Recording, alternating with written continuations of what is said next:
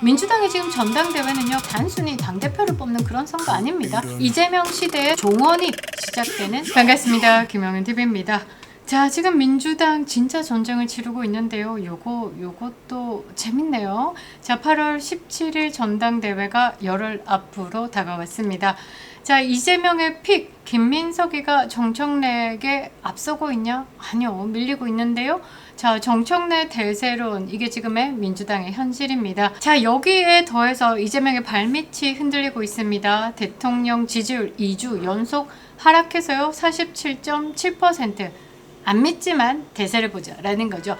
20대 지지율이요, 한 주 만에 18.8%포인트가 급락했습니다. 그리고 주목할 게 뭐냐면요, 한국 경제가 30대 분노를 보도했습니다. 그리고 경향신문?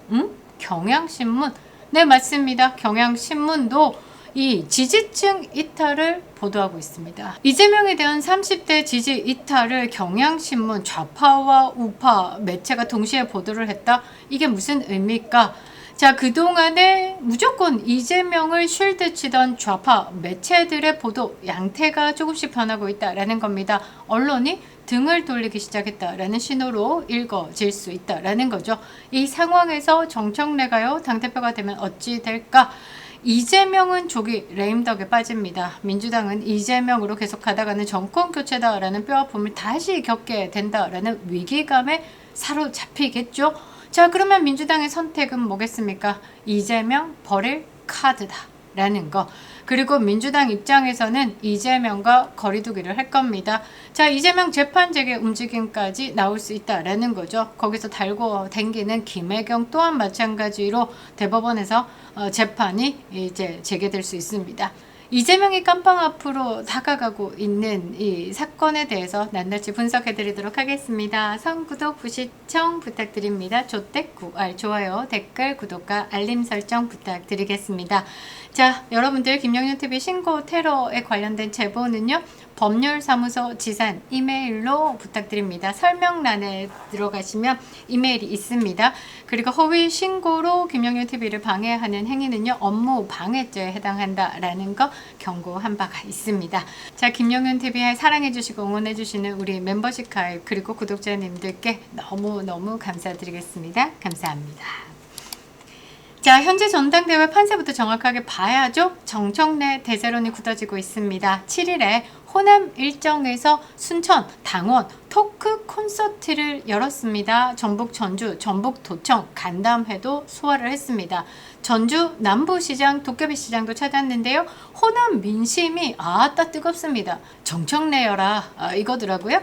정청래는 김민석을 향해 가지고 직격을 날렸습니다. 김민석이가 4년 전에 인터뷰에서 지선 패배 탓은 이재명 때문이다 라고 했다. 자, 그럼 4년 전엔 반명한 게 맞네 라고 당원들 앞에서 목소리를 높였습니다. 자, 그리고 본인에 대해서는 저는 노무현 퀴즈다. 윤석열 검찰 독재 정권의 포갑 속에서 이재명 대표 옆자리에서 가장 먼저 싸운 게 나 정청래다. 내가 왜 반명이냐 라고 했습니다. 뭐 정청래 말 들어보면 반명은 누가 되는 겁니까? 김민석이 된다라는 거죠. 이재명이 밀고 있는 김민석은 그냥 뭐라고 해야 되나? 그냥 5점 투성이다 라고 봐야 되겠죠. 자, 호남에서도 밀리고 있습니다. 이게 이재명의 현실이다 라는 거죠. 깝깝하겠죠. 자, 그러면 이재명의 발밑이 얼마나 흔들리고 있는지 정확하게 보겠습니다. 지지율 바닥 치고 있습니다. 한길 리서치가 조사했습니다. 지난 1일부터 3일까지 전국 만 18세 남녀 1000명을 대상으로 실시를 했는데요.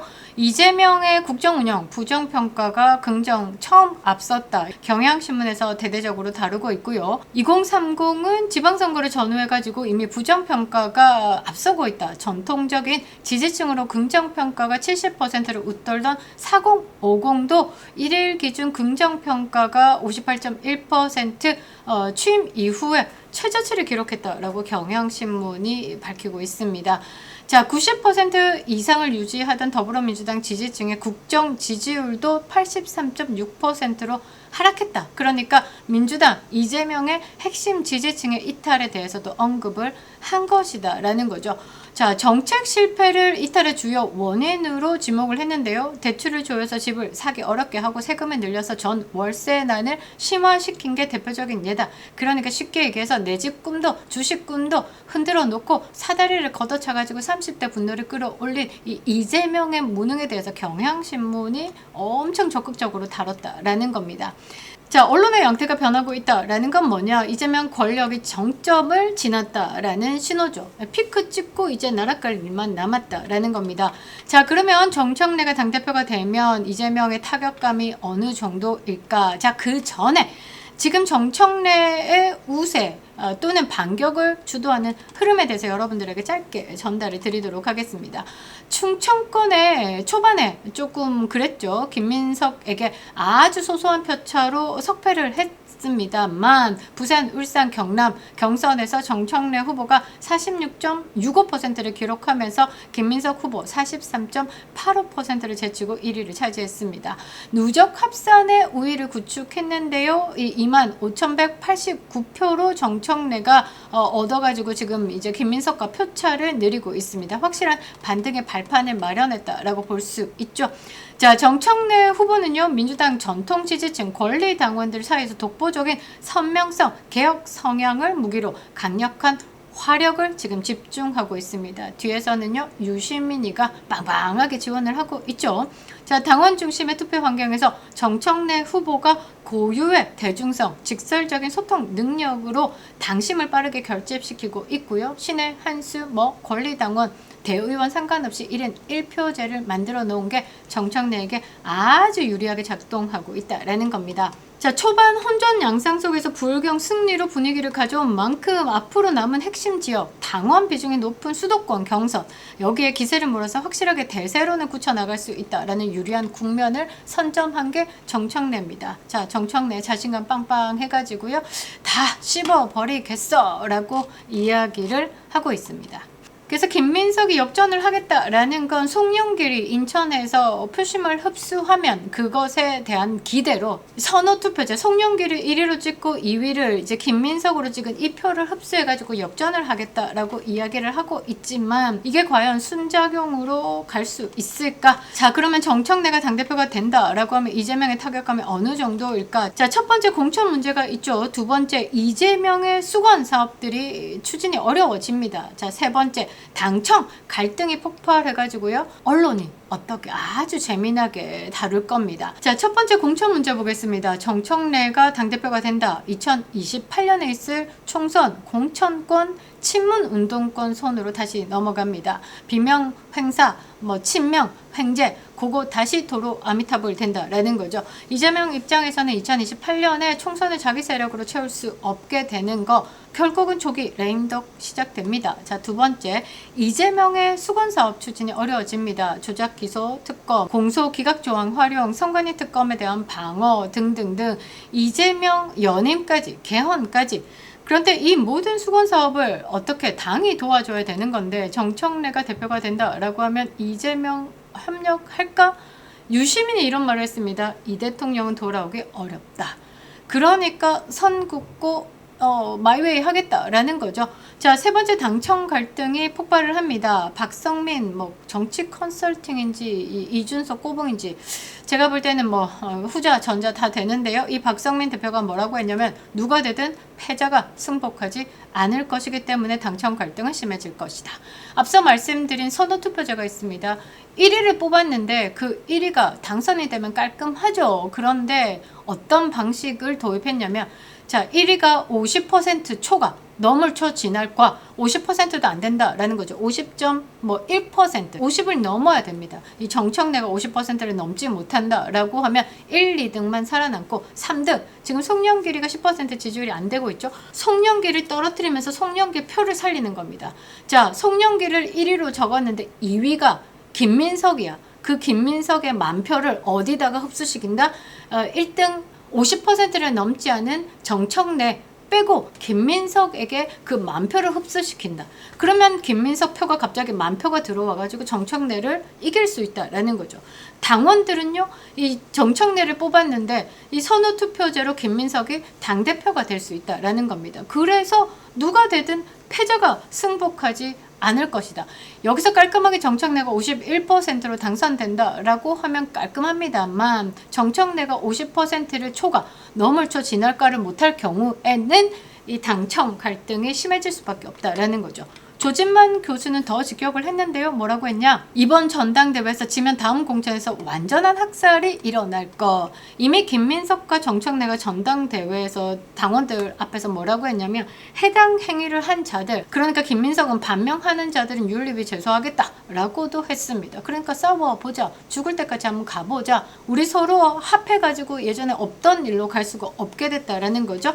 자, 여기서 가장 중요한 변수가 뭘까? 재판 재개 가능성입니다. 민주당의 딜레마가 뭡니까? 이재명의 지지율이 계속 떨어지고 2030이 등을 돌리고 좌파 언론마저 이탈 보도를 시작했다. 자, 이재명 이 강성 좌파들, 이 개딸들 그 지지가 떨어지고 나면 이재명이 흡수할 전통 좌파 세력이 있을까? 자, 이재명은 솔직히 말해서 전통 좌파 세력들에게는 굴러온 돌입니다.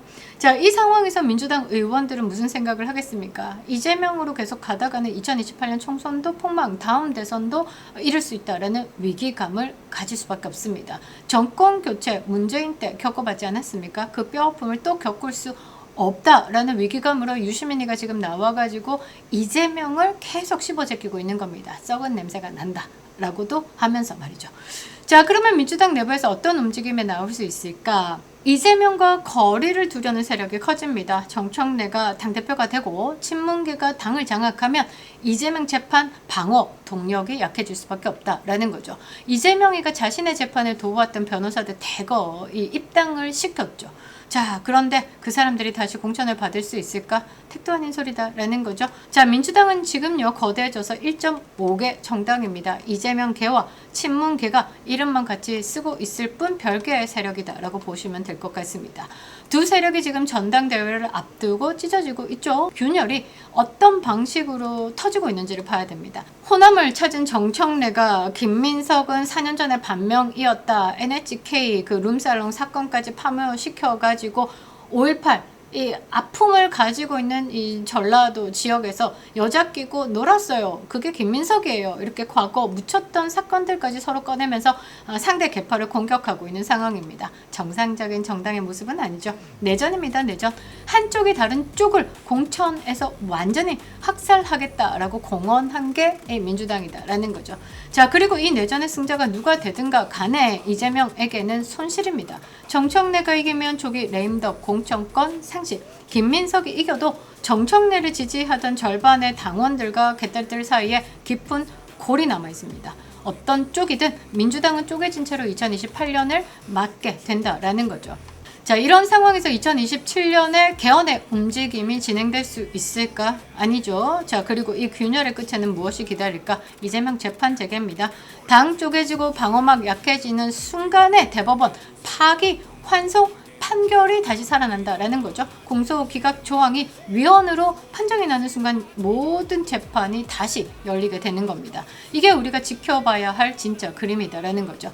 민주당의 지금 전당대회는요, 그냥 전당대회, 단순히 당대표를 뽑는 그런 선거 아닙니다. 이재명 시대의 종언이 시작되는 자리일 수 있다라는 거죠. 자, 팝콘 각이죠. 재밌습니다. 제가 살면서 정청래를 응원할 줄이야. 이 막장 드라마의 끝은 예비 빵제비가 깜빵으로 가면 끝나는 겁니다. 자, 이 전당대회 대히트 칠 것만 같은데요. 정청래 화이팅! 김영애 TV였습니다.